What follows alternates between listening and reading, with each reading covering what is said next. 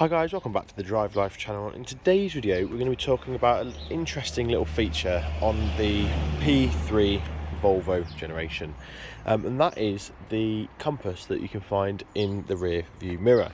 Now this is quite common on a lot of American cars, Jeeps, Dodges, all that sort of lot have it, but actually on European cars it's a more rare thing to see. So I'll show you what I'm talking about, and I'll discuss sort of everything you need to know.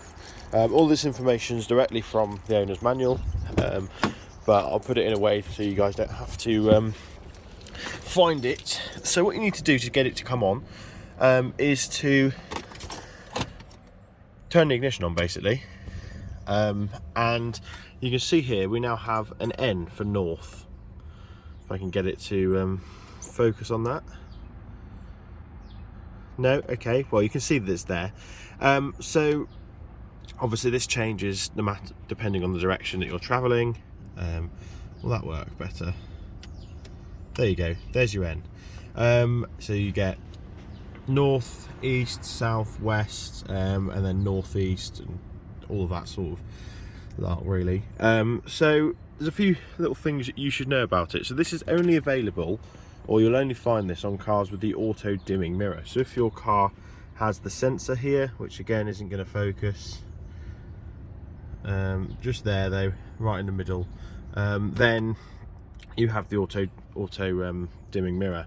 Now some of the cars, the older generation Volvos, have the N will be down here right in the middle, whereas this car has it up in the corner here, as you can see.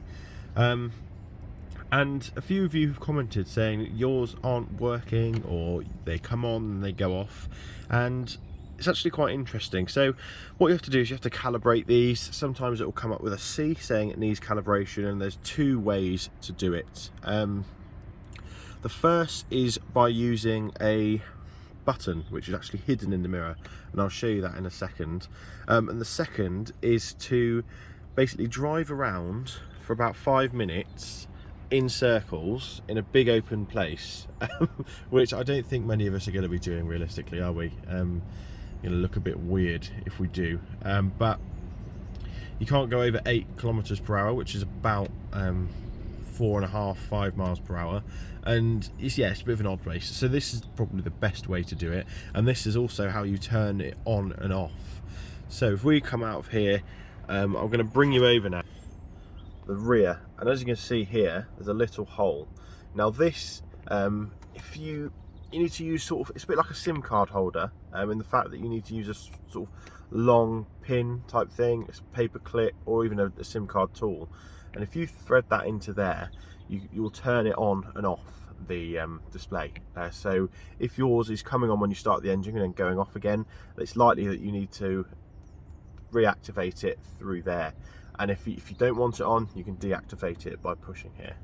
Now if you need to calibrate your car and you don't fancy driving around in circles, then what you need to do is press and hold it when the C comes up, and then basically it will recalibrate itself. But what you do need to do is make sure that you're in a totally sort of wide open space. Otherwise the car gets a bit confused, because it works on magnetic fields and everything like that. Bit too complicated for my liking, but as long as it works, it's all good, isn't it? So yeah, just a little interesting thing about the compass. I really love it. It's everyone who comes in the car comments on it saying, wow, it's just an interesting feature. I like it because you can't see the display in the mirror. It's quite a futuristic type thing. Struggling to focus on it, isn't it? You could just about see it there, but actually with the naked eye you can't see the display at all. So yeah, let me know what you guys think. If you've got this feature, let me know, do you find it useful? Did you know that you could activate it or deactivate it, and have you ever had to calibrate it as well? Because I haven't. But when you go to like different countries and stuff, you do need to recalibrate it regarding the magnetic zone, and there's a map actually in the owner's manual where you can sort of change the different zones and stuff, which is quite interesting. So yeah, for those of you in the UK, we're zone 9, just to let you know. But yeah, thanks for watching. Don't forget to like, comment and subscribe, and I'll see you in the next video. Cheers.